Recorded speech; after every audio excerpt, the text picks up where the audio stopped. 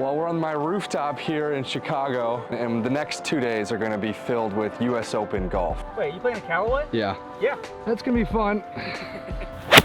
Oh, it'll be freaking amazing. It's a shot of the day right there. Oh my God. Playing 2 media days up to Erin Hills in Wisconsin for 18 holes. And then the next day, we're driving all the way to Oakmont for the men's US Open media day. 1 p.m. tee off in Wisconsin.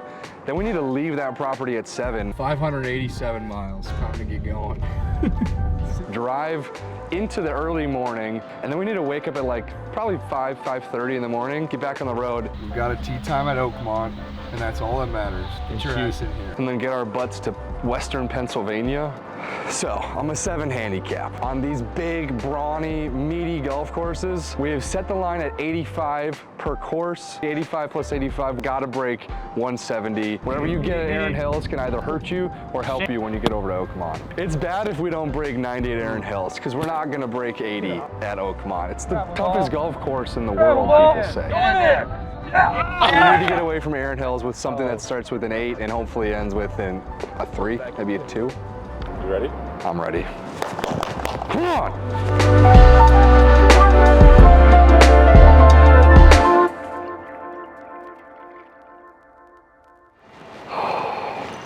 Go time. It's go time.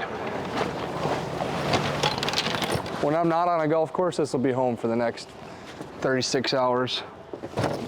So hopefully it's comfortable.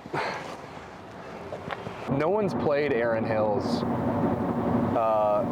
as far as I know, like in months. The course will not be open for play before the Women's US Open, so it's kind of up to us. This is what you do when you go to Wisconsin. Home of the Packers, home of Sean Zak, and then up here is the Erin Hills. We got a little more driving to do. Home stretch, emphasis on home. Sorry, that was really corny. I think it's just funny. It's like you grow up riding through rural Wisconsin, and like this is what just constitutes normal to you. And then you move to New York City or Chicago, and normalcy changes, and then you get back into these settings that you kind of like, oh, this is the drive that I was on as a 12-year-old, as an 8-year-old, as a 6-year-old, and it starts to kind of, it just makes you feel like you know the place, right? You're used to it. The warm-up was spent eating a big old cookie and talking to my friends at the USGA, which means I got 0 swings in. But it's that kind of thing where it's like, I think you're better to have 0 than to have like 8 or 9 swings in. We've got the boys in their full like Augusta National caddy suits, fully kitted out. It is officially go time. We've got 170 strokes on the clock, and the clock starts now. All right, they started us on the 10th hole, back 9, that's fine, it's close to the clubhouse. Yanked the first tee shot into the rough, but the rough isn't that bad at Erin Hills. At least it wasn't in early May. That's a good thing because we're gonna miss a lot of fairways today. Driving iron up short of the green, then thin to wedge over the green. We do not like that. One down. One down. 2 putts down for a super comfy bogey. 11th hole, 3-wood. We love our 3-wood. It is our savior. Just trickled out of the fairway into the rough, smooth wedge onto the green. 2 putts for a par, our first par of the trip. We're going to need a lot of pars. 12th hole, par 4, and we have made our first really big mistake. But we know this is a marathon. This is a long horse race. Kentucky Derby, like the favorite, just kind of like, they start slow. And they're just kind of like in the pack, in the traffic. Like get around that 3rd corner, then you start bucking its head. That'll be us in like an hour and a half. But right now we're floating, trying not to make any big scores. Hit it onto the green, long way for a 2-putt, and we smashed it. Hit the house. Hit it. Yeah, well, you know, Bryson for a while complained that the USG flag sticks were maybe too wide in diameter because he was hitting everything in with the pin in. I say they're not wide enough. 13th hole, par 3. Oh, get lucky. We are seeing the effects of no warm-up. We are seeing bad tempo. And unfortunately this time, the putter does not bail me out. 3 putt, double bogey, back to bogey golf. Needed a bounce back, and we get it. Look, bad caddying. We hit a really good one, and they sent us into the rough. Fear not. Shit. We caught the corner Fly of the ball. green with a 6-iron. This is a really hard 2-putt. You got to go up this hill. We saw ladies at the Women's Open get rejected by this hill. 3 jack for a comfy par. We're moving on. And here is where the good vibes turn bad. Not gonna kill me, that's for sure. One of the coolest holes at Erin is the par 4 15th. It's drivable. They had our tees up on media day. Hit a decent one, and Erin Hills said, no, that's not so decent. That's actually screwed. I'm gonna do a little blame for the grounds crew. Come on, boys, break these things down. I think we can do something here, Darren. You'll hear my playing partners compliment this shot, and it is so close to being great, but it is not. Man, Welcome to Erin Hills. yeah, that was really good. We roll back down the hill off the false front, we pitch on, and we 3-putt from there. Wild green, that's a double, and we're already licking our wounds.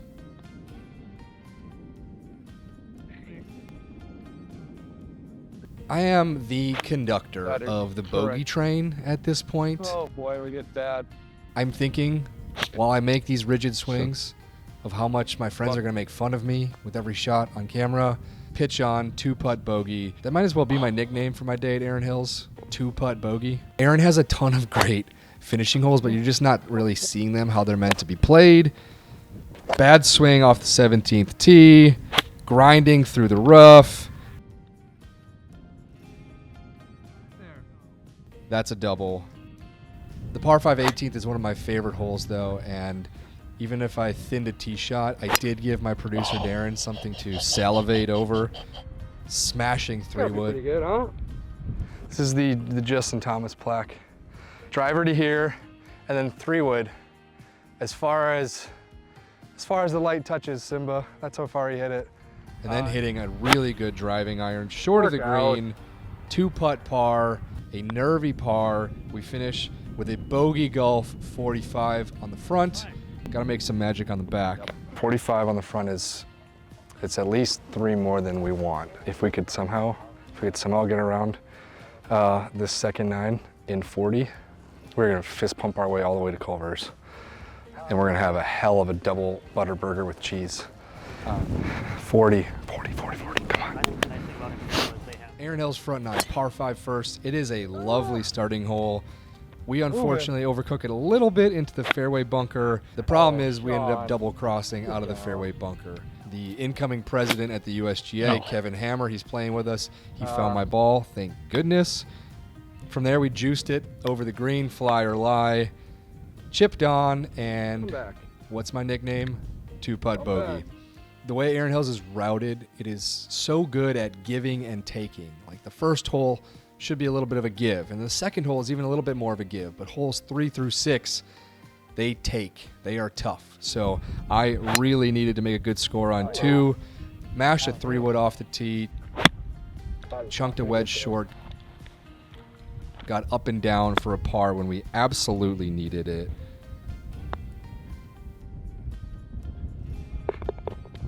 Thankfully, on the 3rd, found the rough, not a bad tee shot. Stay right there.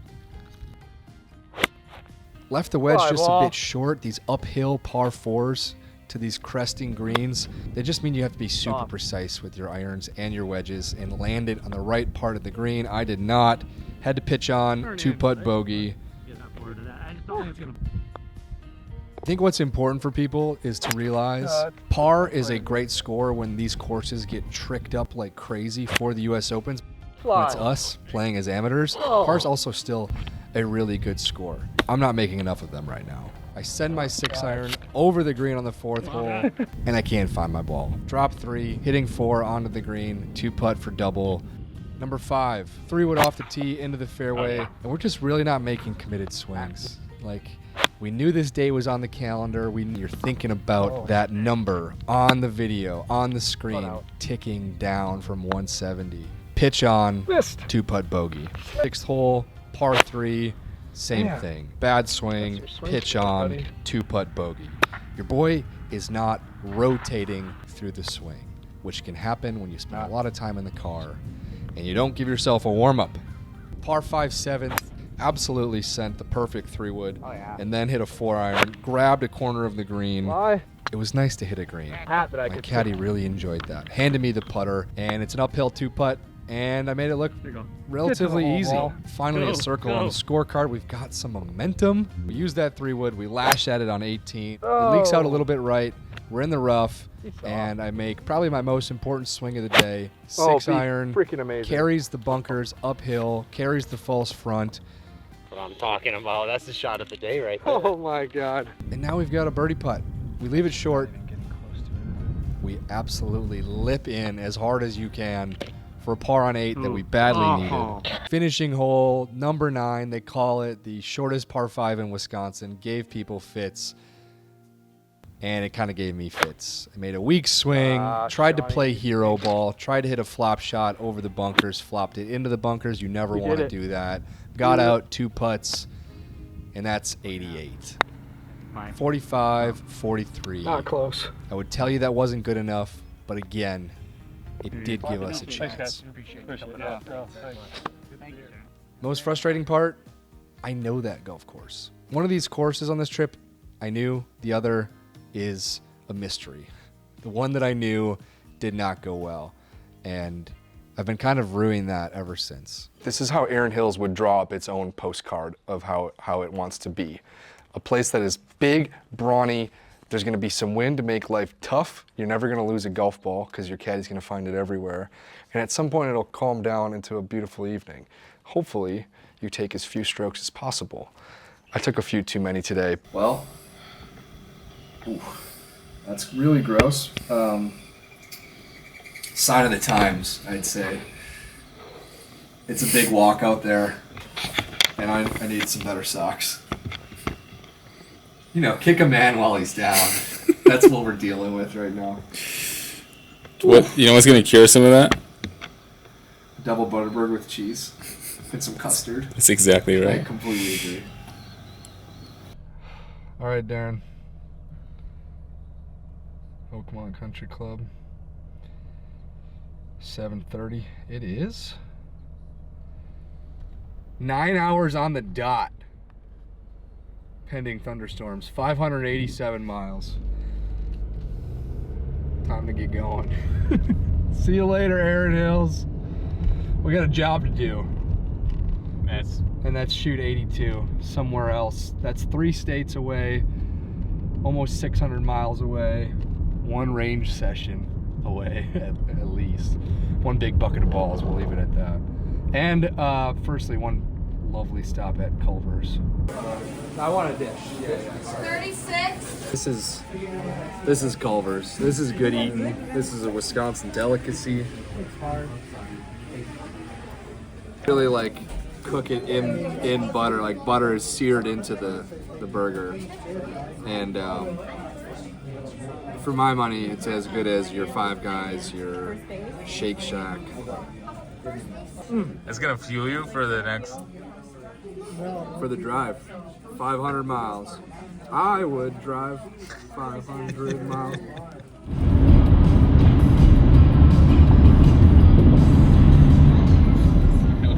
That's the only thing that's telling me right now you got to get to a hotel just to take a shower. If that was not, I think maybe we just sleep in the car. What do you need? But I need to clean myself. It's a confusing point of the night, but we're pushing through because we have no other option.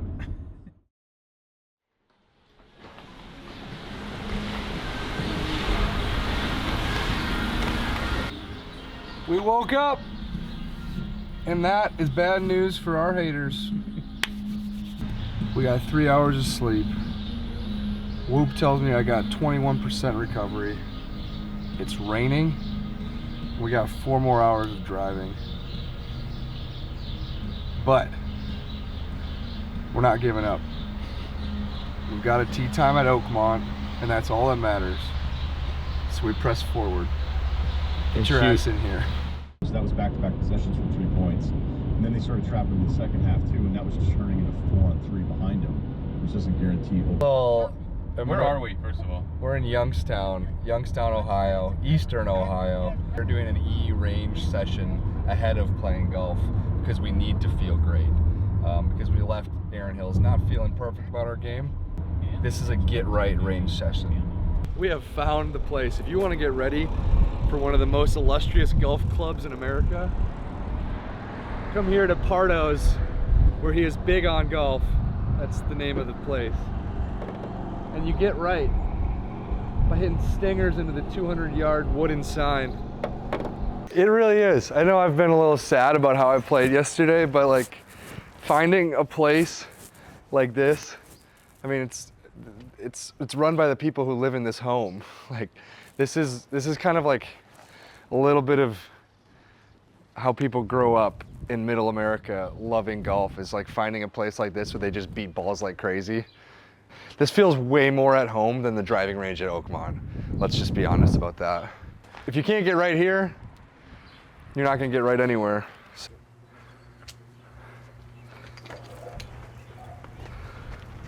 I mean, look at this.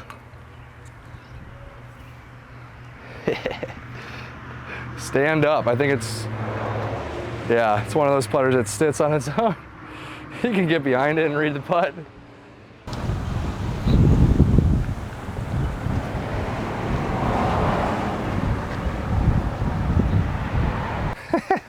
$30, you get all of the clubs in this bag.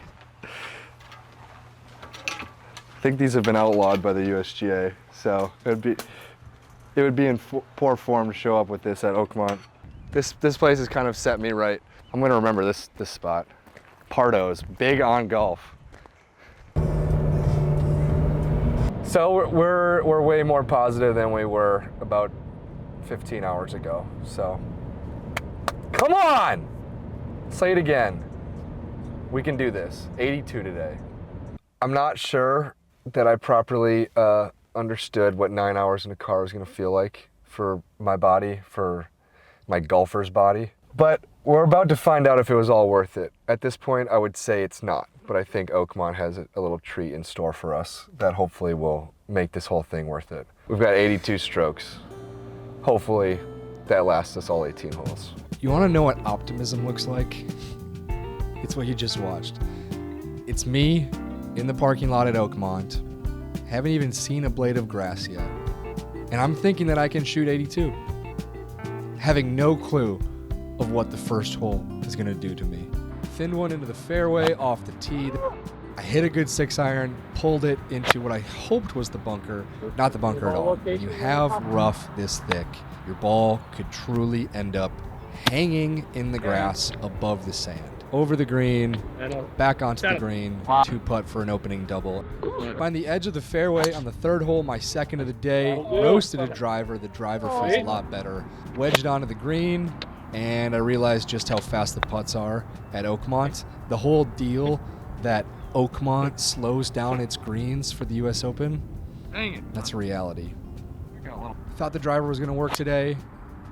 Second driver almost hits the USGA CEO Mike Wan. Go back into the same fairway we were just from. This is my introduction to the rough at Oakmont. It grabs your club, it shuts the face. If you miss left, you have to aim right or you will stay left, left, left, all the way to the hole. That's what I did on the fourth. Ends up in double bogey. From the 6th tee, I played to the 5th hole, which is the kind of crisscrossing you never want to do. Found the edge of the green, and again, just realizing how fast and how undulating these greens are. All it does is it makes you hesitant. The speed is always on your mind, and then you forget about the break. There's too much break, you forget about the speed. That's why it's one of the toughest courses in the world. That's it right there. 3-putt for a bogey on 5. Hit the 6th green with the gorgeous little 9-iron. 3-putt for bogey from there. If at Erin Hills it was 2-putt bogeys, Oakmont is going to be defined by 3-putt bogeys. You saw that. 7th hole, roast a driver into the fairway. Get a little fat with the 9-iron, but we make a good bunker shot and we roll in our first putt, a par. And theme of the day is just fist pumping pars. Everyone in the group congratulating you. We move on to the 8th. It's kind of the signature par 3. It always plays super long. We played it at about 200 yards into the wind. I hit a carvy little 3-wood onto the corner of the green. We make a really long 2-putt par. Back-to-back pars. We are feeling good. Vibes are high until the rough gobbles up my ball like it's hungry. Wait, you playing the Callaway? Yeah. Yeah. Yeah. Well done. We spent about 4 or 5 minutes searching for this ball. That's gonna be fun. Maybe that makes me in violation of USGA rules. Searching for golf balls is supposed to be 3 minutes or less. That's not my fault. That's Oakmont's fault. The rough is insane. And what the rough does is you don't want to go from one side of the fairway to the next. And so these fairways are these little runways that are impossible to hit. I wedged this into this crevasse that runs through the 9th hole and the 10th hole, even crosses the 11th hole. You will find players in here during the US Open. And that's where double bogeys take place. I finally hit a good wedge into the green and 2-putt for double. Go back down the same hill and find essentially the same type of rough along the 10th hole. Wedge it, chip it, 2-putt it, double finish to our first 9 holes. It's 46. It doesn't feel that bad. It feels more like a 42. We're going to have to do some magic on our second 9. And we kind of start doing it. 11th hole, perfect driving iron up the hill, right to the edge of the crevasse. Pitching wedge onto the green. Way to go. Make a great 2-putt. There's a par. Good par. Tee shot on 12, roasted. Goes down towards the collection area. They actually had it roped off because that's where Brooks Koepka's tee shots are going to end up during the championship. Fan a driving iron out into the right, into the rough. Have to hack out a gap wedge. And then I've got about 80 feet down the hill, sloping to the right into this back right tucked pin. It'll be one of the coolest pins to see shots roll toward during the US Open. We roll it in for our second straight par. We are playing streaky golf, and that's going to continue. Mother Nature decided she wasn't getting enough dew. Thunderstorm comes through on the 13th hole, uphill par 3. I hit into the bunker short, blast out of the bunker, 2-putt for a bogey, and then it just starts raining like crazy. We had to put the camera away. The rain was too much. All you're missing is me making 2 doubles on 2 holes that I really, really like. They're similar in that they're both par 4s and they both have big bunkers on one side, but the 14th, you have to play it through the air, and you're probably not hitting driver. The 15th, you're absolutely hitting driver, and your second shot might be a long iron that you have to use the ground. So you're attacking this course in 2 different ways. If you don't have the ground game, you're going to struggle on 15. If you have a ton of wind and you don't have the low ball flight, you're going to struggle on 14. That's what Oakmont does. It grabs any of your weaknesses and exploits the hell out of them. Thankfully, Mother Nature decided to quit. We needed to continue. So on the 16th, long par 3, hit a good driving iron to the front edge of the green. The name of the game at Oakmont is just hitting very long putts. It makes you feel so good about your putter when you can get up and down on the same green from about 80 to 90 feet. Get in there, bro. Good putt. Hey, Reed. That par. So we move on to the signature hole, the drivable par 4 17th. We are not laying up today. We've only got a few more strokes before we've hit the max on this 170 stroke challenge. So we grab driver and we whale away. And we send it right over our caddies' heads. And they both throw their hands in the sky. They're like, yes, Sean, you've finally done it. It bounds over the green into the rough, and we chip it back to about 6, 7, 8 feet, and you just can't miss these. You need your signature moment at Oakmont, and I poured it in. Our group really needed a circle and scorecard, and we got one at Oakmont. On to the 18th hole, where we have 4 strokes remaining, and that means we got to go eagle. That's not going to happen, especially when you find perhaps the worst fried egg lie of my life in the fairway bunker. 30-17, hit driver on 18. That's what you get, because that's probably what you deserve. Tried my best to hack it out into the Well, fairway. It advanced maybe 4 gonna hit this feet. for- Wedge it out forward, and then 9-iron onto the green. And we are staring down a 2-putt double bogey if we're lucky, but this time in front of the gorgeous clubhouse, in front of a little bit of an audience. And that's where, once we have crossed the threshold of 170 strokes, somehow some magic happens. That is the look of a man annoyed with himself for playing golf the way he did the last couple days, but also thrilled that he made the journey, because now, after driving for 12 hours, you have a highlight at Oakmont that you will never forget. If only we didn't have another hole to play. On to the first. Got to finish out our 18 holes at Oakmont. Cut this one a little bit too much off the tee. It trickles into the rough. It's really a hard opening hole at Oakmont. Downhill, par 4. Hack it out of the rough, let it trundle down the hill, and ultimately set up like a pretty cool 2-putt opportunity. Ultimately, hit the putt a little bit too hard, so we got 25 feet or so back up the hill. And of course, you hit one too hard, then the next one you lay off a little bit too soft. That's how putting goes at Oakmont. We tap in for a bogey. It's 88 at Oakmont. That felt like 82. 88 at Erin Hills. That maybe felt like 92. 176 total. Absolutely worth it. I think that that's one of the best golf courses I'll ever play. It is in the kind of shape right now that scares the hell out of people. The rough is it's pretty insane. You hit it into the rough not far off the fairway, and if you don't have a good caddy, you might lose it. You genuinely might lose it, and we came close to losing a few balls today. You just have to be a great putter, a great lag putter, a great ball striker, a great tee baller, great from the sand, great from crappy lies. It's exacting, and that's just why it's a US Open course. To see a US Open course that's in its infancy at this point, and to see one that is tenured, that is, it just feels like your grandpa's US Open. He's seen carnage out here. Now we get to watch the carnage. We got to experience it a little bit. The USGA has really figured out where it wants to bring the best golfers in the world, and to shine a light on, like I said, cathedrals. I think that word didn't make as much sense for me when I heard it for the first time yesterday, but it makes a lot of sense now. It's your Shinnecocks, your Pebbles, your Pinehursts, and your Oakmonts, and this might be the greatest one of them all. And it's like so ready for the best players in the world to try to shoot even par.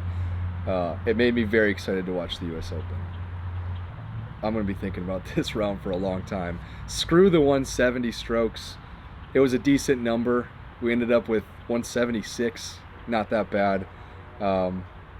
Blame myself for what I did at Erin Hills, but that drive, we were wondering if it was going to be worth it. Oakmont answered definitively yes, so it's a good day.